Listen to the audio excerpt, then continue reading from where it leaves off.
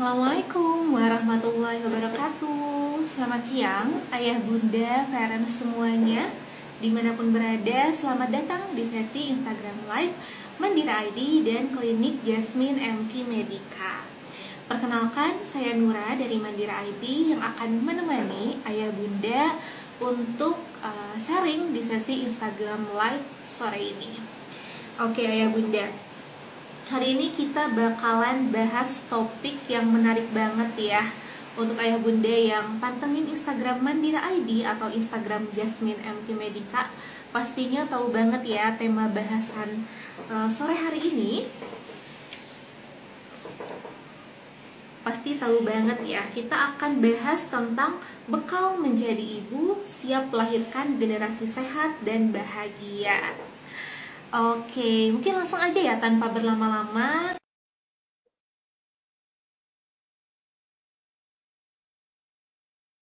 Oke.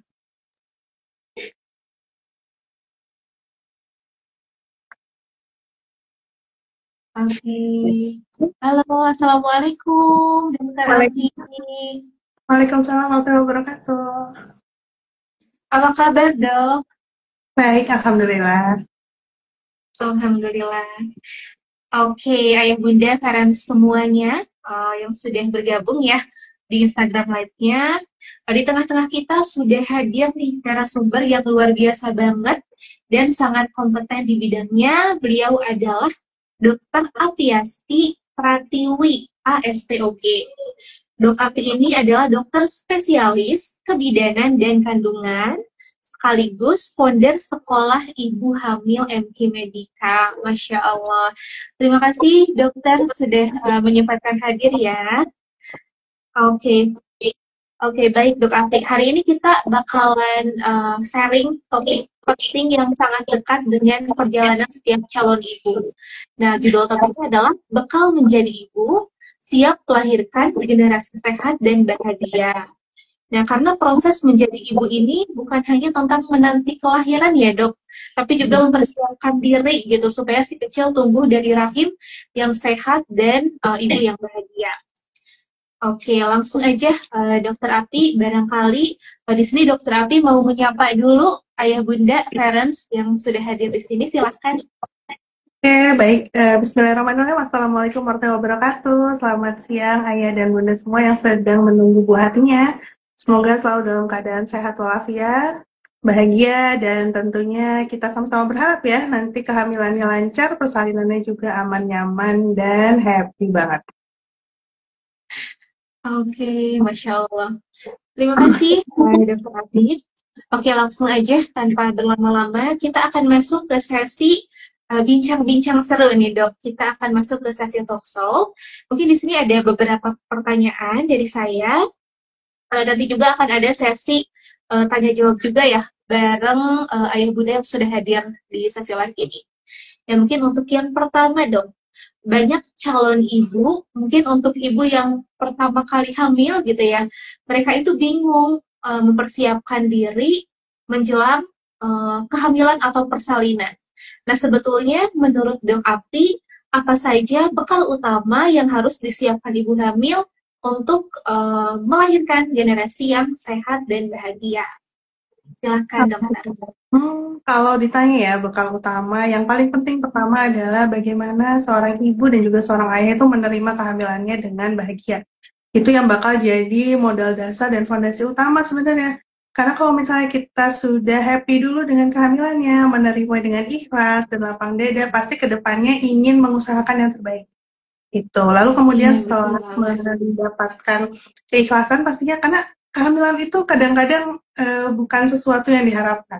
Ya, gitu. Jadi, tapi kalau misalnya kita dalam kondisi apapun, ya kehamilan itu sudah terjadi dan itu adalah titik di mana kita nggak bisa balik ya.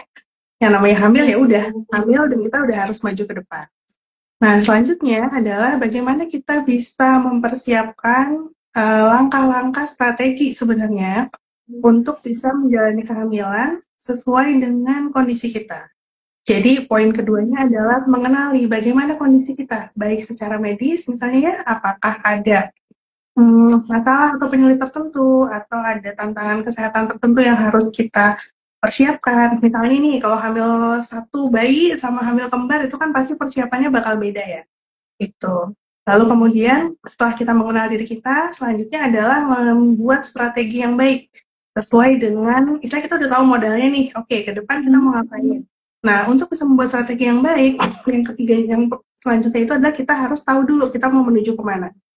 Jadi kita bikin dulu seperti tujuan kita apa, ingin hamil kita tuh kayak gimana sih gitu, ingin rencana persalinan seperti apa gitu. Karena itu pasti akan menentukan kita akan mengambil langkah-langkah apa selama kehamilan ini. Nah, persiapannya itu pasti misalnya mulai dari persiapan pengetahuan dulu tentunya ya, karena knowledge is power kalau misalnya untuk ibu-ibu hamil. Karena seringkali masalah-masalah yang dihadapi ibu-ibu selama kehamilan atau selama persalinan sebenarnya kunci cuma satu, cuma gara-gara nggak tahu gitu. Iya. Kadang-kadang kita udah hamil nih, tapi terus udah hamil terus aku harus ngapain ya gitu. Kalau apalagi dengan kalau sekarang kan kayak arus informasi tuh banyak banget ya. Kita mau baca, kita mau lihat list TikTok dan segala macam, Instagram. Ya sumber informasi tuh banyak banget. Sampai kita kadang-kadang udah nggak bisa bedain mana yang benar, mana yang agak sedikit kurang benar gitu. Nah itu tuh bikin jadi lebih kayak khawatirnya tinggi banget untuk ibu-ibu sekarang. Nah, itu semua hanya bisa diperbaiki dengan ibu-ibu mencari pengetahuan yang baik, baca buku misalnya ya, atau misalnya berdiskusi dengan pakarnya. Ini makanya makasih banget Mandira udah menyiapkan acara live kayak gini, karena diharapkan bisa menjadi salah satu sumber informasi juga ya untuk ibu-ibu hamil. Nah, sudah tahu nih pengetahuannya udah bagus, selanjutnya yang perlu dipersiapkan lagi tentunya adalah fisik. Karena kan kehamilan persalinan adalah event fisik ya. Dan bisa dibilang mungkin ini adalah event fisik terberat yang akan dihadapi oleh seorang perempuan seumur hidupnya. Seolah kayak kita mau ikutan lomba maraton nih. Nah, jadi pasti persiapannya juga harus baik banget. Kayak sih itu yang terakhir adalah support. Support dari orang-orang di sekeliling kita. Support dari pasangan kita, support dari keluarga, support dari tenaga kesehatan yang mendampingi ibu. Itu yang akan menjadi modal-modal utama, pilar utama yang akan membuat ibu bisa menjalani kehamilan dan persalinannya dengan baik dan juga happy tentunya. Masya Allah, betul banget ya dokter. Tadi Dok Afi mengatakan betul banget ya. Yang pertama itu tentunya penerimaan gitu ya. Yang kedua strategi, kemudian harus mempersiapkan juga tentang pengetahuan, kemudian dan fisik juga jangan lupa dipersiapkan gitu ya. Oke, dokter, kebetulan aku juga udah join ya sekolah ibu hamil by MK Medika. Aku di grup kedua. Oke. Mantap. Oke, itu bagus sekali dokter untuk programnya. Oke, mungkin next aja ke pertanyaan berikutnya. Nah ini dok, banyak penelitian menyebutkan bahwa janin gitu ya dalam rahim itu sudah mendengar suara ibu sejak trimester kedua ya, atau mungkin 24 minggu gitu.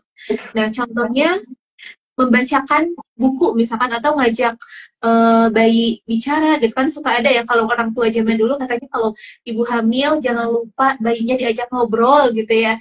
Nah itu sebetulnya itu memang dianjurkan gitu dok dalam segi medis, apakah ada manfaat tertentu gitu ya mengajak janin berbicara atau membacakan buku sejak dalam kandungan. Nah kira-kira bagaimana dokter, silahkan. Oke. Jadi memang organ pendengaran itu adalah salah satu organ yang bisa dibilang pertama disempurnakan gitu ya oleh Allah. Kenapa gitu? Mungkin karena ini adalah indera yang mulai bisa di diakses oleh janin bahkan sejak dalam kandungan. Misalnya kan kalau misalnya indera penglihatan ya kalau di dalam kandungan mungkin tidak banyak yang bisa dilihat gitu ya, itu kan masih kegelapan. Indra perasa ya pasti sudah mulai dirasakan walaupun mungkin sensasinya belum terlalu banyak yang dirasakan di dalam kandungan. Tetapi indera pendengaran ini kan bisa menangkap banyak sekali informasi dan banyak sekali stimulasi gitu. Jadi mungkin itulah salah satu sebabnya kenapa indera pendengaran ini adalah salah satu indera yang diciptakan dan disempurnakan sejak dini gitu ya, oleh bayi dalam kandungan. Nah tentunya kalau misalnya kita memahami bahwa sebenarnya kita semua itu kan berproses dan belajar. Dan kita belajar dari mana? Tentu dari stimulasi yang didapatkan oleh indera-indera kita.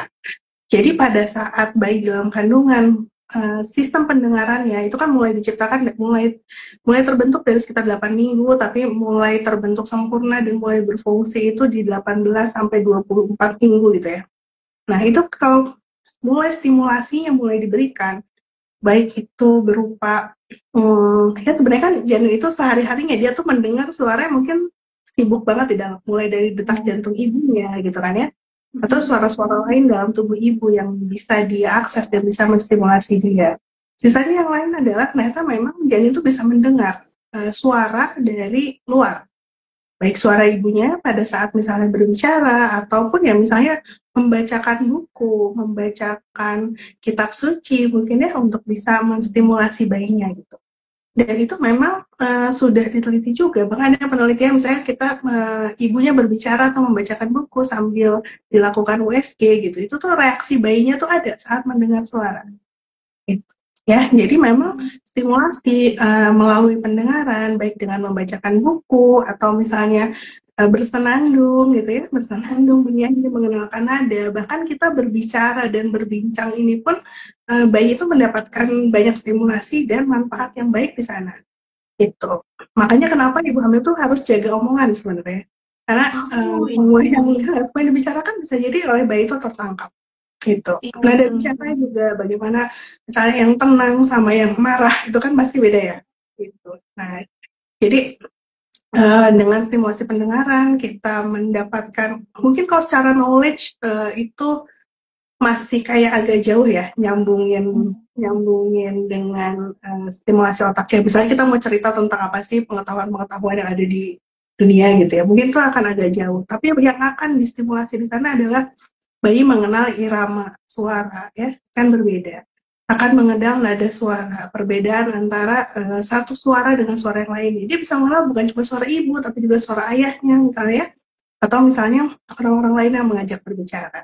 Jadi ya sebenarnya oke banget pada saat kita melakukan stimulasi dengan menstimulasi pendengaran bayi, kita bercerita, membaca buku, bersenandung, atau bahkan sekedar mengajak berbincang dengan dia. Kita sertakan dia dalam kegiatan-kegiatan kita sehari-hari gitu. Misalnya, bunda sekarang lagi mau pergi kemana, atau bunda sedang ingin bekerja gitu. Itu juga akan sangat membantu terbentuknya bonding pastinya ya antara ibu dan bayi. Atau misalnya ayah nih, kalau ayah kan nggak bisa ngerasain ya gerakan bayi seperti apa, atau bagaimana perubahan selama kehamilan. Tapi ayah juga bisa mulai bonding dengan bayinya dengan memperkenalkan suara ayah. Gitu. Jadi ayah dan ibu kalau misalnya bisa sering diajak ngobrol bayinya, dibacakan buku atau aktivitas lain bersama, ya insya Allah itu akan menjadi stimulasi yang sangat baik sih untuk bayi dalam kandungan. Wah, Masya Allah, luar biasa ya, dapat insight baru ya dari Dok Alfi. Ya, betul banget ya. Jadi selain ibu, ternyata ayah juga harus ngajakin bonding gitu ya. Ayah Iya, juga harus ngajakin bonding. Oke, jadi membacakan buku juga bisa jadi salah satu stimulasi gitu ya, Dok, sekaligus bonding bareng janin dalam kandungan. Oke, baik Dok Afi. Dan mungkin ini pertanyaan terakhir Dok dari aku, nanti akan masuk ke sesi tanya jawab bareng ayah bunda yang sudah hadir. Nah, untuk kehamilan sendiri itu kan ada 3 trimester ya Dok, trimester 1, 2, 3. Nah, mungkin kalau dibahas secara jelas banget itu pasti tidak akan cukup dalam sesi ini. Mungkin ada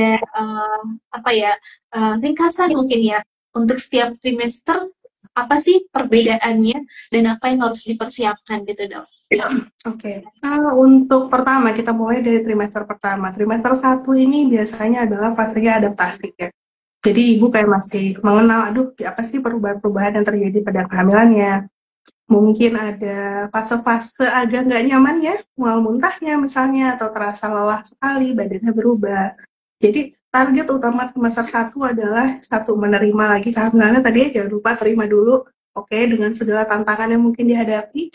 Lalu yang kedua, bagaimana ibu bisa istilahnya tetap memiliki activity daily living atau kehidupan keseharian yang tidak terlalu terganggu dengan keadaan kehamilannya. Jadi target trimester 1 itu aja, nggak muluk-muluk. Jadi jangan misalnya, mual muntah berat sampai mengganggu aktivitas, misalnya gitu ya.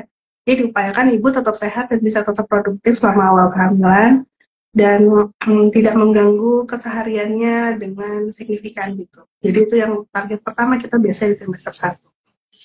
Nah, untuk nanti memasuki trimester 2 itu biasanya badan ibu sudah terasa lebih nyaman ya, mual muntahnya sudah mulai lewat, nafsu makan mulai kembali. Bisa dibilang trimester 2 ini adalah bulan madunya kehamilan gitu, karena kehamilannya belum terlalu besar, aktivitas ibu biasanya sudah bisa lebih banyak dan lebih nyaman. Nah, di trimester 2 inilah sebenarnya kita mengencourage ibu untuk banyak mencari tahu. Ya, mencari tahu dan belajar tentang kehamilannya karena istilah kalau mau ikut berbagai kelas atau misalnya mau mulai ikut berolahraga ya, ini adalah saatnya yang tepat untuk memulai. Itu. Nah, selanjutnya adalah trimester 3. Kadang salah kaprahnya banyak ibu yang baru mulai olahraga gitu ya, mulai jalan atau mulai senam hamil itu di trimester 3 karena memang trimester 3 ini kayak udah mulai sadar, oke, aku akan menghadapi persalinan gitu. Nah, padahal mungkin di sini tantangannya adalah biasanya rahimnya udah besar ya, janin udah gede, badan udah berat banget rasanya gitu. Jadi kalau kita baru memulai aktivitas baru di sini kayaknya biasanya agak berat. Itu, tapi nggak apa-apa, nggak ada waktu nggak ada kata terlambat ya. Kita bisa mulai kapan aja. Nah, trimester 3, saatnya kita betul-betul mempersiapkan persalinan kita seperti apa. Buat rencana persalinan atau berplan gitu ya. Apa rencana persalinan kita, mau di mana, sama siapa, via apa. Terus kemudian disesuaikan dengan kondisi kita, dibicarakan dengan dokter dan tenaga kesehatan yang mendampingi kita, dan kita bikin rencana ke arah mewujudkan berplan itu. Misalnya olahraganya bagaimana, persiapan fisiknya bagaimana, kemudian nutrisinya seperti apa, dan persiapan-persiapan lain mulai dari hospital packing gitu ya, misalnya nyiapin tas yang bakal dibawa ke rumah sakit, lalu kemudian nyiapin tim persalinan yang akan didampingin gitu, apakah suami, keluarga, atau kayak sekarang ada yang mulai pakai hire doula gitu ya untuk mendampingi persalinan. Nah, itu adalah saat-saat untuk trimester 3. Dan lebih penting lagi tentunya adalah di semua trimester menikmati semua saatnya. Jadi sebuah kutipan yang saya suka banget ya dari Dr. Michelle Oden. Beliau itu bisa dibilang seperti legenda lah di dunia objin. Karena dia memperkenalkan bagaimana kehamilan dan persalinan yang lembut dan nyaman gitu. Kalau beliau bilangnya gini, sayang banget waktunya ibu hamil kalau selama hamil itu terlalu sibuk. Harusnya ibu hamil itu kerjanya adalah menatap rembulan, bersenandung, dan membacakan kisah-kisah indah buat buah hatinya. Ya, jadi intinya kita menikmati kehamilannya. Jadi jangan baru sibuk lalala-lili, tapi kita nikmatin setiap harinya, bersyukur banyak-banyak, dan insya Allah kita akan mendapatkan pengalaman yang luar biasa. Masya Allah, luar biasa. Jelas sekali ya, Dok Abi. Tadi penjelasannya luar biasa banget. Dan mungkin kalau misalkan mau lebih intens ya, nanti bisa bergabung di sekolah ibu hamil ya. Nanti dapat materi tiap trimester juga. Oke, menarik sekali. Baik, Ayah Bunda, kita akan masuk ke sesi tanya jawab. Nah, untuk Ayah Bunda yang mau bertanya, boleh dimanfaatkan ya kesempatannya, mumpung Dok Api masih standby nih di sesi live Instagramnya. Nah, di sini sudah ada pertanyaan yang masuk dari Karumaisa Al-Fatia. Untuk pertanyaannya, Dok mau tanya, bagaimana kasusnya jika orang tua tidak memiliki kemampuan bicara atau tunawicara? Apakah anak-anak bisa terstimulasi dengan keadaan orang tua yang demikian? Silakan. Baik, ya jadi itu kembali ke kita mengenal juga ya situasi dan kondisi kita.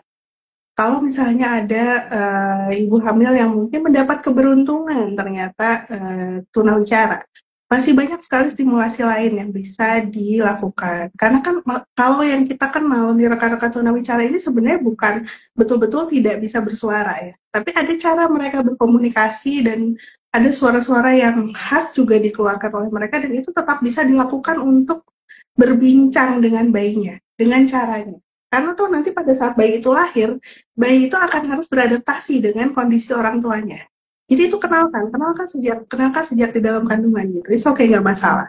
Lalu kemudian misalnya tentu ibunya pasti ingin menstimulasi lebih baik. Kita bisa gunakan banyak media lain sebenarnya. Misalnya kita bisa gunakan rekaman ya untuk tetap diperdengarkan kepada bayi, itu oke.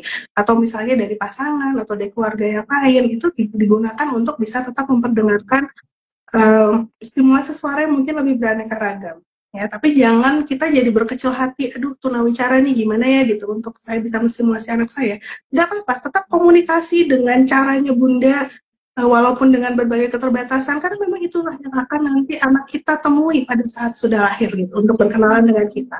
Ya, jadi nggak apa-apa, lanjutin aja stimulasinya, banyak cara kok kita untuk bisa menstimulasi, dan memang inilah waktunya untuk berkenalan. Ini ibumu nah, gitu. Seperti inilah ibumu gitu. Oke, semangat ya. Oke, semangat Kak Rumaisa Al-Fatia ya, semoga terjawab. Oke, ini ada pertanyaan lagi dok dari Kak Rumaisa juga nih.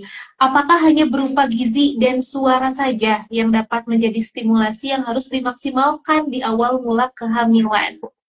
Oke. Silakan. Baik, stimulasinya sebenarnya banyak sekali, karena kan kita kan punya panca indera lah minimal ya. Dan semua yang diterima oleh indranya bayi itu bisa menjadi stimulasi. Nah, kalau gizi ini bisa dibilang memang seperti faktor utama, karena kan kita sedang membangun makhluk hidup. Yang namanya membangun, kita pasti perlu bahan baku. Dan bahan baku itu datangnya dari mana? Dari nutrisi yang dimakan oleh ibu. Ya, nutrisi yang dikonsumsi ibu. Jadi gizi ini adalah suatu hal yang wajib ada dan wajib dipenuhi oleh ibu hamil untuk bisa membangun bayi yang sedang ada di dalam kandungannya. Lalu kemudian stimulasi tadi ya suara, karena memang ya tadi pendengaran itu adalah indera yang diciptakan dan disempurnakan agak sedikit lebih awal dibandingkan indera-indera yang lain ya. Sambil berjalan nanti kan ada stimulasi sentuhan gitu, dan kemudian baik kita juga sudah mulai merasakan kok gerakan-gerakan yang kita lakukan itu juga bagian dari stimulasi gitu, karena ya semua indera bayi itu akan aktif pada saat semua kegiatan yang dilakukan oleh ibu. Tuh, jadi ya kita maksimalkan semua. Jadi betul-betul saat kita hamil kita usahakan sekali semua detik, semua menit, semua kegiatan yang kita lakukan betul-betul selain diniatkan untuk kita mengerjakan pekerjaan kita, tapi kita juga diniatkan untuk apa ya, seperti mengajak bayi kita belajar. Disitulah kita sebagai seorang ibu belajar bahwa ini seumur hidup, inilah yang akan saya lakukan. Komitmen untuk membersamai anak saya, komitmen untuk membimbing anak saya, dan itu dimulai dari sejak bayi kita ada di dalam kandungan. Ya, jadi seindah itu proses kita menjadi seorang ibu. Masya Allah, luar biasa. Oke, semoga terjawab ya Kak Rumaisa. Oke, silakan untuk Ayah Bunda Ferens. Di sini sudah bertambah lagi nih yang bergabung, ada Kak Saida, Kak Ali Muntakin, Alfitroh, Kak Janatin Hasanah. Silakan kalau ada pertanyaan, nanti akan langsung dijawab langsung oleh Dokter Api. Oke, mungkin dok, sambil menunggu pertanyaan, mungkin barangkali dari Dok Api ada pengenalan mungkin terkait program Sekolah Ibu Hamil by MK Medika. Boleh banget di sesi Instagram lagi. Silahkan, dokter. Kita memperkenalkan yang dari program dari MK Medika and Friends sebenarnya, karena ternyata pada perkembangannya sekolah ibu hamil ini pesertanya saat ini kita sudah ada lebih dari 1.000 ibu yang bergabung, dan itu dari seluruh Indonesia, dan bahkan ada juga ibu-ibu dari luar negeri ya. Jadi maksudnya ibu-ibu yang sedang berada di luar negeri dan kebetulan ikut bergabung juga. Jadi memang diharapkan sekolah ibu hamil itu satu bisa jadi sumber informasi yang sahih istilahnya, sumber informasi yang terpercaya untuk bunda-bunda, dan yang lebih penting lagi sebenarnya adalah kita membangun komunitas. Supaya saya yakin banget, kita yakin banget bahwa ibu hamil itu tidak bisa sendirian. Jadi semakin banyak orang yang bisa menjadi support system, itu akan menjadi jaring pengaman yang baik sekali untuk ibu-ibu hamil bisa mendapatkan pengalaman kehamilan yang positif dan juga persiapan persalinan yang baik. Saat ini kita di sekolah ibu hamil sudah ada 8 dokter spesialis kandungan yang bergabung. Jadi ya pertanyaan apapun, sereceh apapun, insya Allah akan kita bahas dan bisa menjadi bahan pelajaran buat kita bareng-bareng. Dan ada juga rekan-rekan bidan, rekan-rekan dokter umum. Dan nanti ke depannya kita akan ajak lagi rekan-rekan lain yang bisa sama-sama belajar di sekolah ibu hamil. Jadi join aja di sekolah ibu hamil, bisa ada linknya di IG-nya Jasmine MK Medika ya. Gitu. Ditunggu ya bunda-bunda. Oke, wah menarik banget nih programnya. Silakan untuk ayah bunda, parents Bumil nih yang mau join kelasnya bisa langsung kepoin aja di Instagram Jasmine MT Medika. Oke, mungkin ini ada pertanyaan lagi, dokter mungkin terakhir ya. Ini ada dari Kak Dalilah dan mungkin tadi ada parents yang bertanya juga di awal. Tadi mungkin mohon maaf agak ke-skip. Tadi ada yang tanya, saya juga penasaran soal kasus rahim copot. Ini lagi viral ya dok katanya di TikTok Iya, gitu ya. Itu tanggapan dari Dok Afi seperti apa? Silahkan dokter. oke. Kalau misalnya masalah kontroversinya sih kan sebenarnya sudah berlalu ya, ini sudah selesai. Tapi hal yang ingin saya titipkan pada bunda-bunda adalah bagaimana kita mencegah supaya kondisi katastrofik ini bisa terjadi. Karena bisa dibilang ini adalah kondisi yang sama sekali tidak kita harapkan terjadi pada proses persalinan seorang ibu. Dan ini diawali dari mana gitu? Dari ibu ini tidak mendapatkan layanan persalinan yang baik, kayak karena kan bersalin dengan dukun beranak ya atau paraji. Tentunya itu sudah menjadi berbahaya sekali gitu. Banyak sekali kasus-kasus yang kita hadapi, apalagi di apa ya di daerah-daerah gitu. Apalagi kalau misalnya kita di Jawa Barat tuh masih banyak banget kita ngadepinnya gitu. Untuk settingnya misalnya yang rahim copot tuh kan di Garut ya. Itu memang Garut itu masih perlu sekali merangkul ibu-ibu terutama di desa-desa untuk tidak bersaing dengan paraji dan bersaing di fasilitas kesehatan. Jadi yang paling penting dari kasus rahim copot ini adalah membuka mata kita semua bahwa layanan kesehatan ibu di Indonesia itu masih sangat perlu bantuan dan kerjasama dari semua pihak. Ya, baik dari tenaga medisnya yang harus siap menjaga dan ya menghadapi segala macam kasus yang mungkin akan datang gitu. Lalu kemudian kesadaran dari berbagai elemen masyarakat, gimana caranya sih supaya ibu-ibu hamil dan bersalin ini bisa mendapatkan pelayanan kesehatan yang layak dan baik. Dan tentunya adalah kita harus bisa mengedukasi masyarakat bahwa ya di era seperti ini sudah nggak zaman lagi gitu. Kita memilih untuk bersalin dengan paraji. Saat sebenarnya jangkauan bidan, jangkauan tenaga kesehatan itu sudah relatif jauh sekali lebih baik. Itu kan kejadian 15 tahun yang lalu ya. Harusnya sih sekarang sudah banyak sekali perbaikan. Gitu. Jadi kalau rahim copot ya anything can happen gitu. Memang persalinan itu perjuangannya sedahsyat dan seajaib itu dan banyak keajaiban yang dibutuhkan oleh ibu-ibu di Indonesia untuk bisa mendapatkan kehamilan dan persalinan yang baik, dan itu adalah PR kita sama-sama. Saya sebagai dokter, bunda-bunda semua sebagai bagian dari masyarakat, dan juga mudah-mudahan kita semua mendukung pemerintah dengan program-programnya untuk menurunkan angka kematian ibu dan bayi di Indonesia. Oke, Masya Allah, jelas sekali. Oke, seperti itu ya, Kak Dalila terkait kasus rahim copot nih ya. Oke, jadi kasus baru nih. Oke, terima kasih untuk yang sudah bertanya. Untuk parents di sini, barangkali nanti setelah sesi Instagram Live selesai, tiba-tiba ada pertanyaan, silakan langsung aja ke Instagram Jasmine MK Medika ya, itu bisa langsung aja. Mungkin di DM atau di kepoli terkait program sekolah ibu hamilnya. Oke, Dokter Api, di sini aku izin juga untuk mengenalkan tentang Mandira ID. Nah, untuk ayah bunda yang belum tahu ya Mandira ID, jadi Mandira ini adalah salah satu lini perusahaan di Zen Group. Kita bergerak di bidang distribusi buku anak premium. Tentunya menyediakan rekomendasi buku-buku anak premium untuk menemani read load ya, read load sejak dalam kandungan gitu. Itu bisa banget dengan buku-buku, koleksi buku-bukunya Mandira ID. Jadi boleh banget untuk parents yang mau tahu tentang rekomendasi buku-buku menarik untuk cek aja ke Instagramnya mandira.id. Oke, para semuanya, gak terasa ya, udah di penghujung waktu nih, Dok Afi. Rasanya gak cukup nih waktunya ya. Oke, terima kasih Ayah Bunda sudah menyimak dari awal sampai akhir. Semoga obrolan hari ini membantu Ibu hamil lebih siap, kemudian lebih tenang dan lebih bahagia dalam menyambut buah hati. Oke, untuk parents di sini jangan lupa follow dan ajakin orang tua yang lainnya untuk tahu lebih tentang Mandira dan Jasmine MK Medica untuk konten edukatif. Kemudian tadi kelas ibu hamil ya, dari klinik Jasmine MK Medica dan inspirasi parenting lainnya dari Mandira ID juga.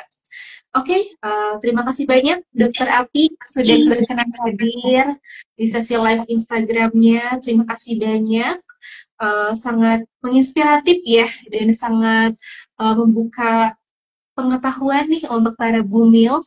Terima kasih banyak. Kanura dan Dok Api pamit undur diri ya, ayah bunda semuanya. Terima kasih. Wassalamualaikum warahmatullahi wabarakatuh. Terima kasih Dok Api. Selamat sore. Terima kasih, Kak Nura.